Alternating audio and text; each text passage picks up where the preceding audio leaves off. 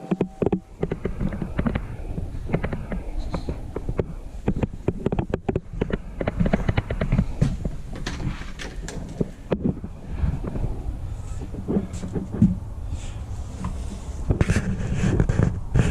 name is Rusty. I have the YouTube channel Rusty KFD, and Instagram is Rusty Willis.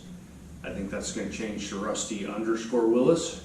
I made a purchase here pretty recently that I'm excited about, and there's not a lot out there on YouTube about it. So I'm going to do an unboxing on my new Karnage Welder. I hope you enjoy. Thanks. All right, let's get going. I haven't even opened this thing yet. It showed up on the front porch.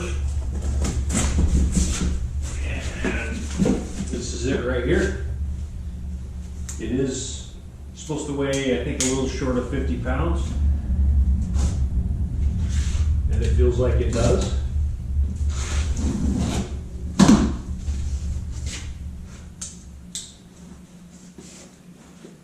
Thanks to Karnage Welder for their free shipping for Valentine's Day. That pushed me over the edge to go ahead and buy one.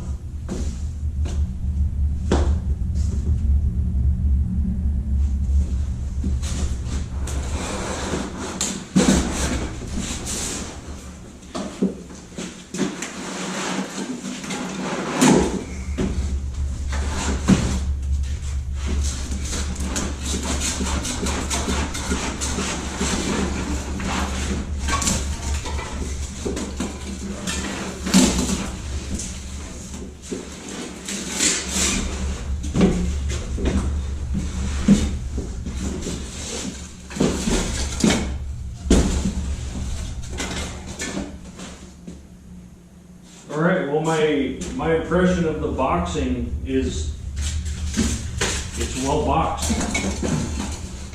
Lots of styrofoam and other kinds of foam. And then another box.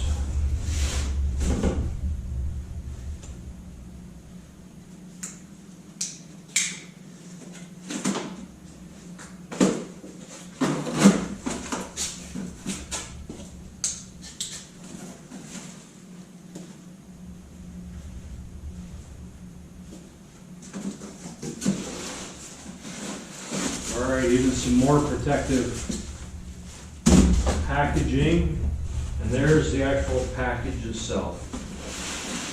That's pretty satisfying to look at. I've been looking forward to this for a long time.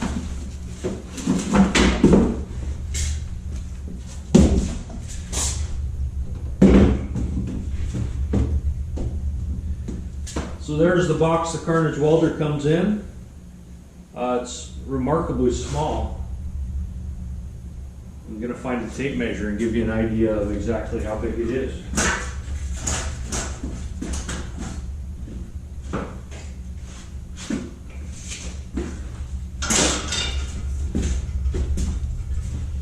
Alright, so the Pelican type case measures 16.5, 17 inches. By 13.5 inches tall. Okay, and it's about 6 3/4 tall, which it's a little bit heavy, but that's not unexpected with the AGM batteries. So it's lead batteries still. It'll be exciting to see when these move to lithiums. Let's see what we've got. There it is.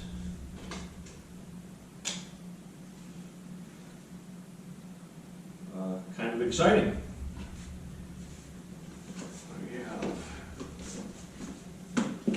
So there's our welding lead. Let's go ahead and measure that guy out. I'll measure from the tip.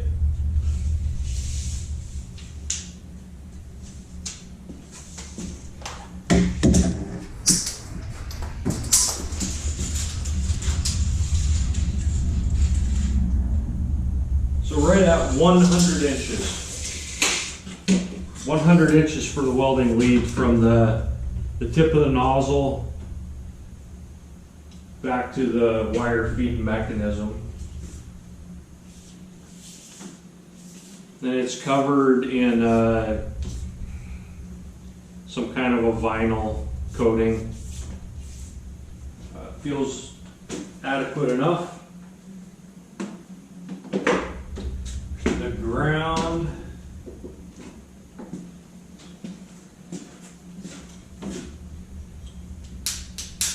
A decent looking clamp, and it's Tough Flex welding cable. I'm looking for a gauge on it. It's not marked in gauge, but it looks to me like maybe 4 gauge.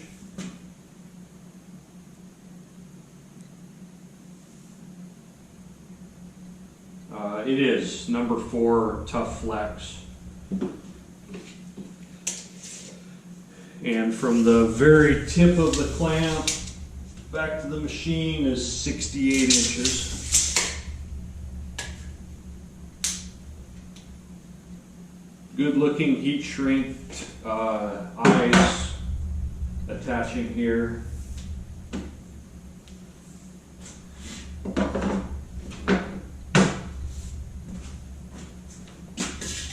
So it comes with a spool of wire. I think that's a 2-pound spool, and it's 030. Let's go ahead and take it out of there and see exactly what it is.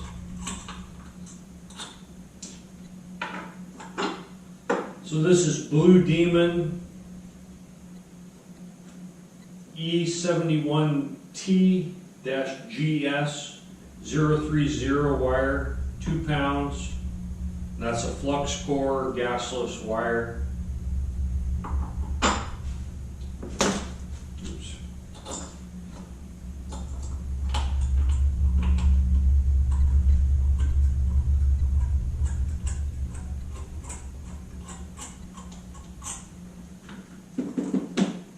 All right, it comes with a koozie, which I will put to use. Might as well put it to use right now.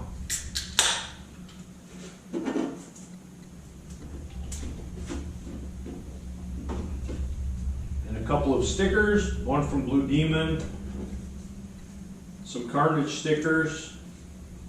I can't wait to put those on other people's junk.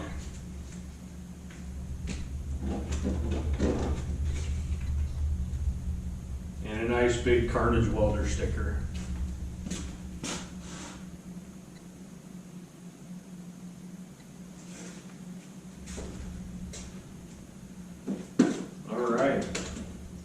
Just looking it over, the construction looks good. It's got instructions on the back of the case. Turning the switch, that switch is super sticky to start with. Hopefully that'll improve as it breaks in, but maybe that's because it's super heavy duty. Ugh. But we're showing a voltage of 26.2 in the welding position, internal battery welding position. This can be used with an external battery as well. 26.2 volts as it was delivered. This welds based on a 24 volt system. Very stiff switch, that's something that's jumping out at me right now. Looking at the welding or wire feed setup, I don't recognize where it comes from, but it's got a wire tension thumb screw here, spring loaded. Not too dissimilar from my Miller 211 over here. But I don't believe it's based on the Miller 211. Let's see. Oh, it's also, this is the charging port. It's a cigarette plug charging port. That's something that I didn't realize when I bought it, I didn't buy their charger because I already have some Noco chargers. And I'm going to have to make an adapter to be able to charge that off of the stuff that I have already, but that's okay. What else should I throw out? Looks like this is welder number 290, serial number 290. I'm excited to give it a try. Let me get things cleaned up here and set up, and we'll actually run a bead and see how things go. We'll be right back.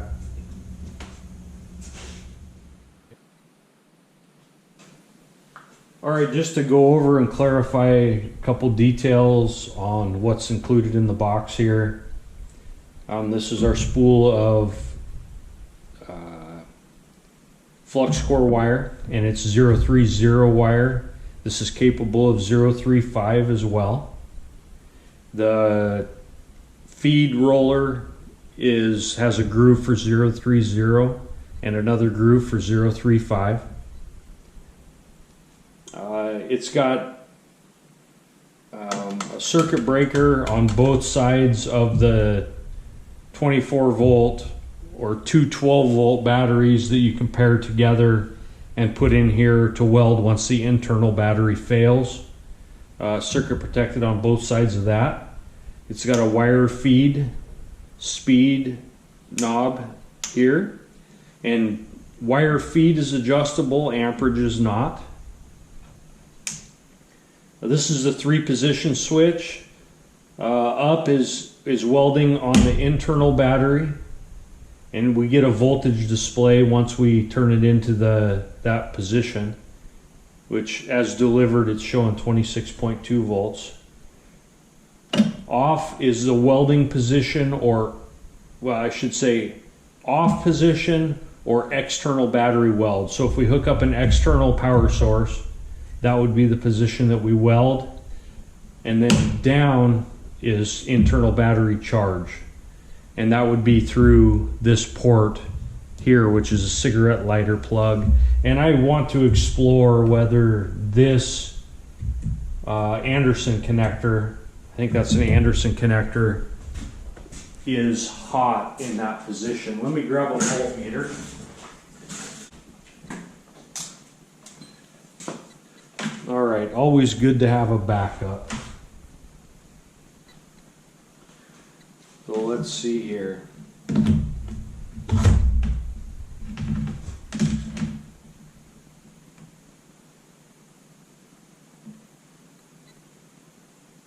Okay, so that's showing 13.1 volts.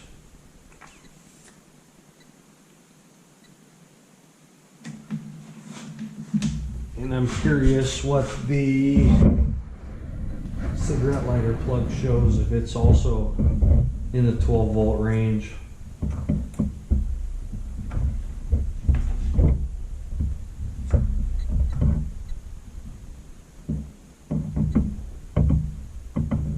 Okay, and that's also showing 13.1. So my thought here is that we could charge either through the 12 volt plug or the cigarette lighter plug down here, or we can charge through the power pole or Anderson connector here. That would be nice.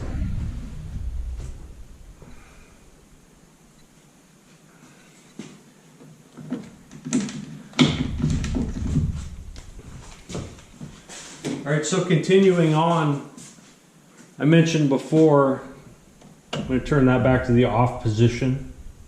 There's directions up here.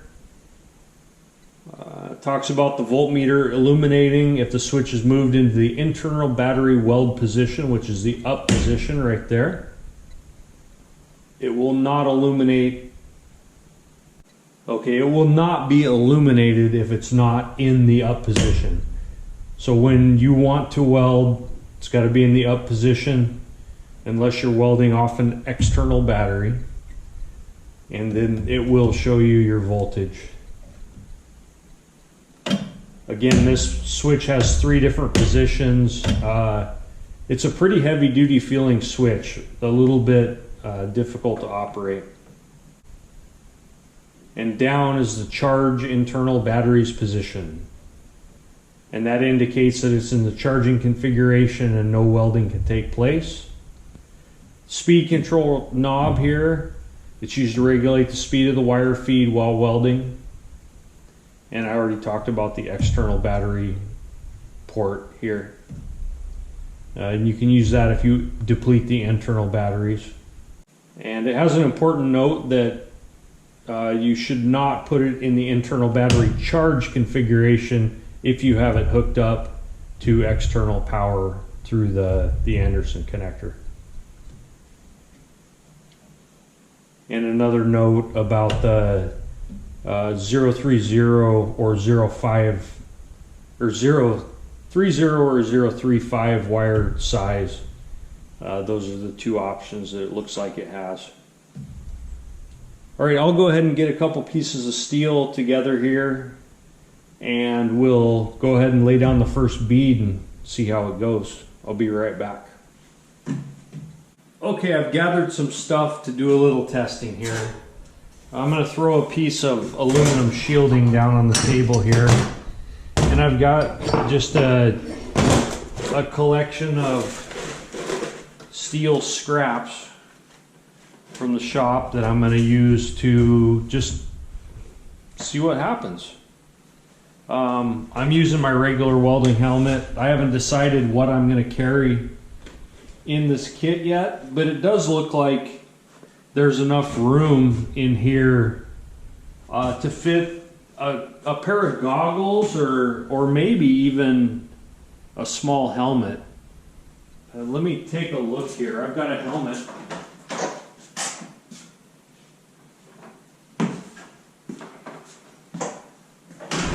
See, I've got a low profile Razor View RWX 1000 that I kind of dig for welding in tight spots. I don't know if it'll fit in here or not.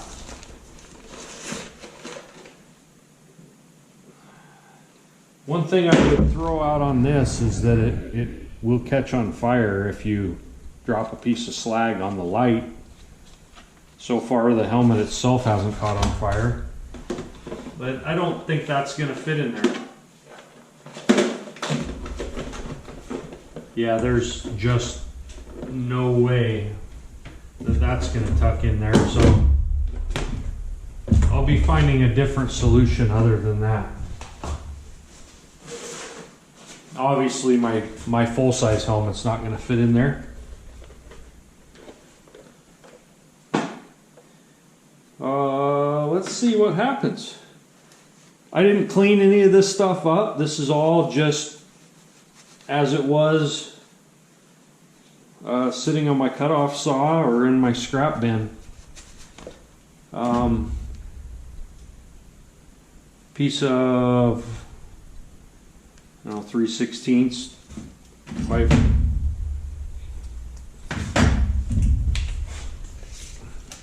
3-inch square tube, 1/4 inch. This is a piece of 2 by 1 by 1/8 inch. Looks like everything else here is 8. One piece 3/16. So I'm going to start just welding something onto that 1/4 inch, and then we'll just build from there. I'm just going to clamp it on and we'll turn it on. I'm setting the wire feed to the middle setting.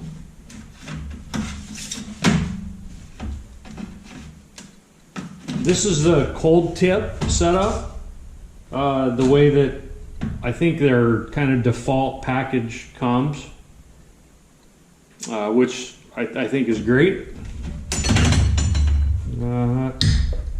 Let's see what happens.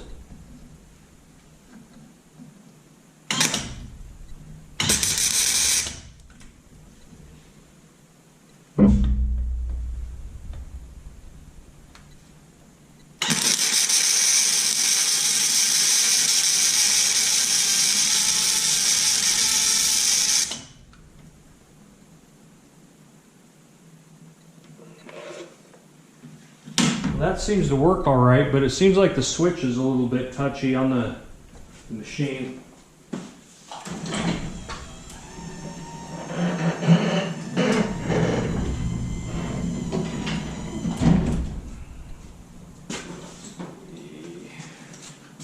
Grab a brush here and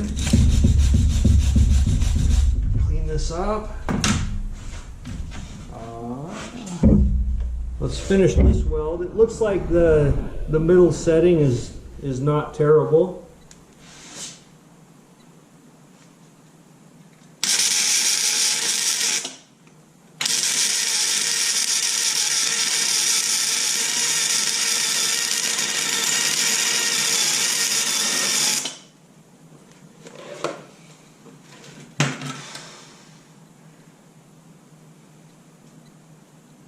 So that looks not too bad. That was welding 3/16 to 1/4 inch, so not a light weld by any means. I'm going to go ahead and turn it up to 7.5, and I'll run another bead on the same material and see how that is. Let me say that the switch, if I press it down at the bottom, it doesn't seem to want to work real well. If I press it up tighter here, it works better. I'll play around with that and see if that improves.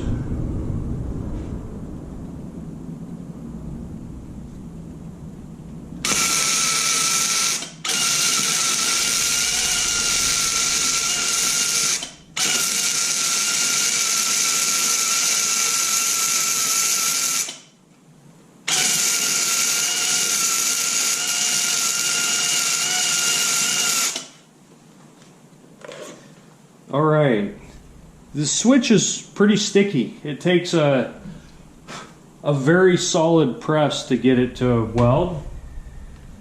I'm not overly concerned about that. I think that might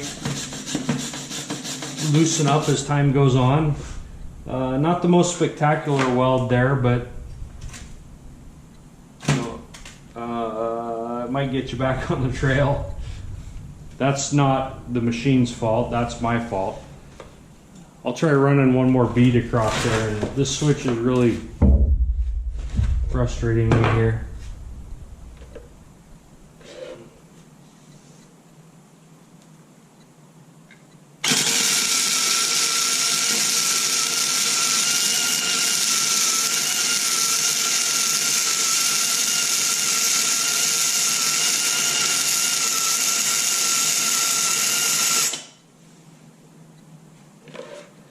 Okay, that switch is loosening up just as I do these few welds. That one wasn't bad at all. Oh, let's see. Try one more piece here. And again, this is all just scrap, completely unprepped. Let's see if I can just tack it here.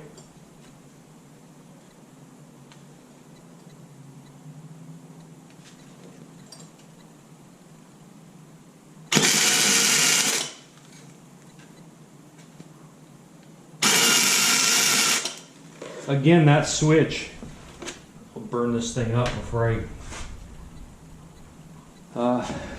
the switch takes a very firm press. That would be my assessment from comparing this to my Miller-Matic 211 that I normally weld with.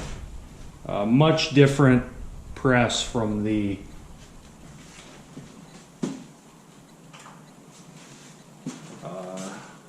gun.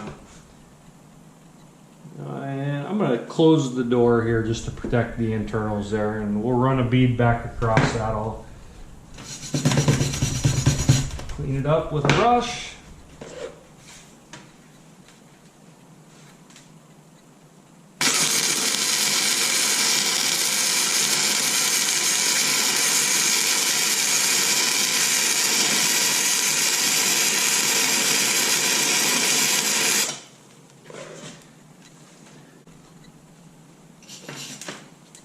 Starting to get hot on my piece here.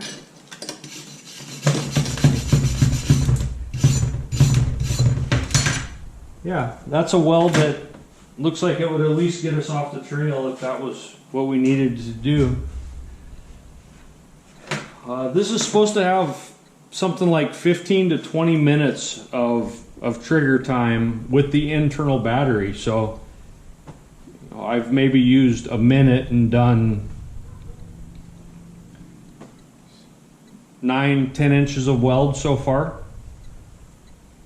It welds just like you would expect a flux core welder to weld, with the exception of that switch being a little bit sticky. You have to give it a real firm press. It's really the only feedback I'd have right now. I'm impressed. It'll be super nice to have a welder on the trail. So just a couple things that I want to add. Things that I'm thinking I want to add to the kit right away is I'm going to add a brush. I'm going to add a pair of gloves, and I'm going to figure out a hood, or maybe even just a pair of welding goggles with a soft hood that I can stuff in the package. I want to have everything I need right in there, so I don't have to find another bag or another box or something. I'm reluctant to pack everything back in there right now. Okay, that's a little warm, but not too hot. I want to let the gun cool down. There's a little bit of room, not a lot, that I think we could get a brush to fit into, and definitely a pair of gloves. I think will nest in there. I'll be working on figuring out what's going to work in that regard.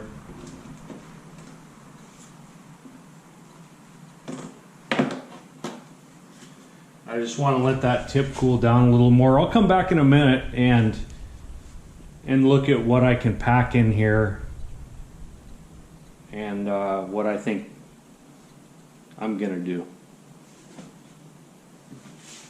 All right, we'll try to close this out. So this is the welder all packaged up. I've thrown a few things in there that I think are essentials.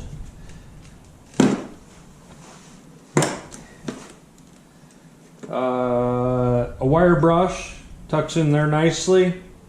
Pair of gloves also tucks in there nicely. I've got a pair of clear safety glasses in here. Those are going to get replaced with a pair of welding goggles and a hood. I think that's the most low profile way that we can get what we need in this box. There's a little room back in here where I think the hood or the goggles potentially can tuck. That'll just be something to work on once I actually get those and start trying to package it up. Super excited to get this thing out on the trail and save somebody's day or save my own day, however it works out. Thanks to Karnage Welders. They didn't sponsor me or anything for this. I've been nagging on them a little bit because I didn't want to pay tax and didn't want to pay shipping, and they threw out the Valentine's special with free shipping, and I decided to jump on this thing.